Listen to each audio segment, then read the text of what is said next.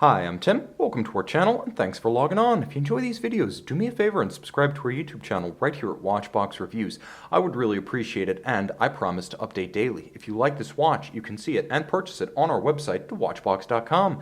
Today, from Oak & Oscar, the Jackson Flyback Chronograph, a 2017 limited edition of 150 pieces in gray granular dial with brushed stainless steel case from a manufacturer, or perhaps I should say an American brand founded in 2015. The watch is primarily Swiss, the brand is primarily American, and I have to say that the result, the product you put on your wrist, really feels like a fusion of the two.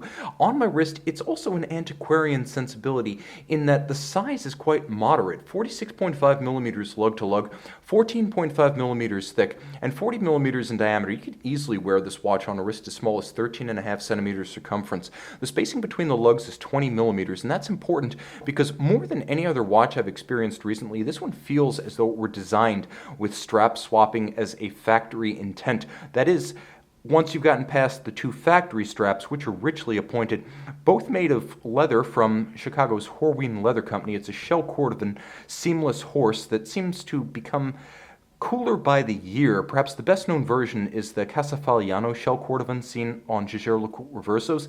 This one is made of U.S. material and fabricated in the States. It features a contrasting stitch and a little bit more of a rusticated profile than the Fagliano product, with a raw and layered edge and a buckle that's as clever as the watch itself, satin finished and low key. You'll note not only is there an Oak & Oscar logo on the top, but the name of the company is actually etched into the underside, and that surprise and delight level of detail is evident throughout the watch. By the way, I mentioned two straps.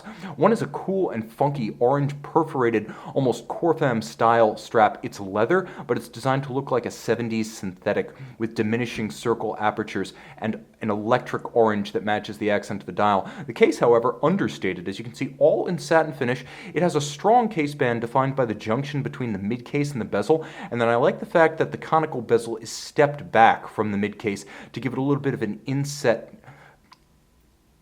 calculated dissonance to break up the mass of the metal on the flank. The timepiece is thoughtfully designed inside and out with vintage-inspired pump pushers, a branded Oak & Oscar crown.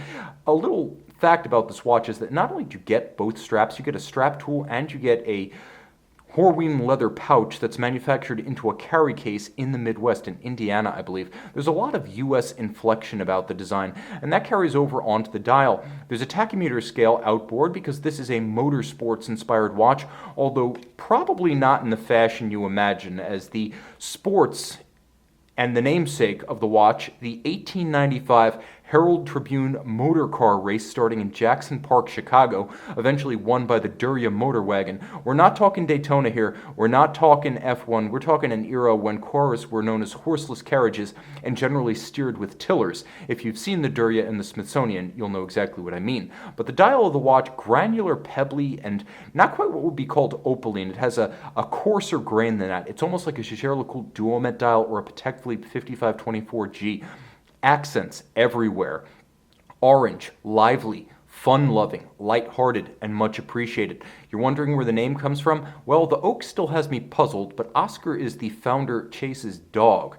The twin registers, a little bit antiquarian like the watch in their sensibility, but modern in their function. You have a coaxial register for minutes and hours at 3 o'clock. Both registers are countersunk, so you have that twin register symmetry, but with tri-register capability. They have a deeper focal plane because they are sunken into the dial, and a different coloration about them to break up the mass of grayscales. Counterweight in the form of the Oak & Oscar logo. You will note that the 7s on the date disc are crossed in a vintage fashion, and I'm going to jump the quickset date to 18. Only 18. 18 solely is orange on the entire date disc.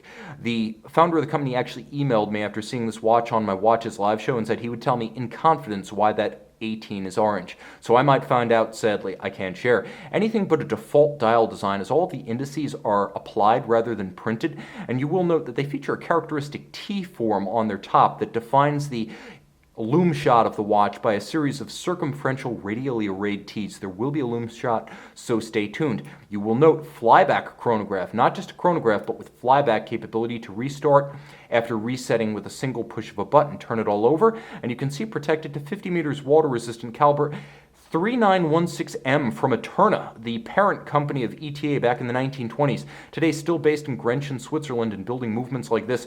You can see a traditional column wheel for crisp operation, and it's nicely hatched out so you can see it. There isn't a bridge obscuring it as it interacts with its levers and horns. The balance beating away at 4 Hertz or 8 beats per second, 60-hour power reserve. I'm particularly happy to see 2 features here. First, an instantaneous jump. Let's see, are we getting there? There's an instantaneous jump rack and snail system with a pawl-based jumping wheel, just like you'll find inside a Patek Philippe 5170. If you've seen the CH-29-535 movement, it has an analogous structure with exactly the same function. Take that Valjoux 7750, and for that matter, take that Patek Philippe, because this watch features the same kind of instantaneous jumping system built in, and you get the functionality in a tough sports watch caliber. You can see it jumping like that.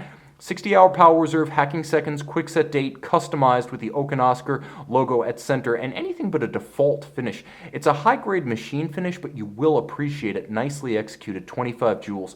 A Swiss movement, a principally Swiss watch with final assembly and regulation done here in the States. If you want to buy this watch and get into a micro brand that will restore your faith in micro brands and get you on board with a U.S. watch company, you can't do any better than the Oak and Oscar Jackson Flyback. See it on the watch box. And we're back from Oak and Oscar, the Jackson Flyback Chronograph. I promised you distinctive lume, and this watch delivers. Not seen by night, the instantaneous jumping minute second. Take that, Valjoux 7750. This thing's the real deal.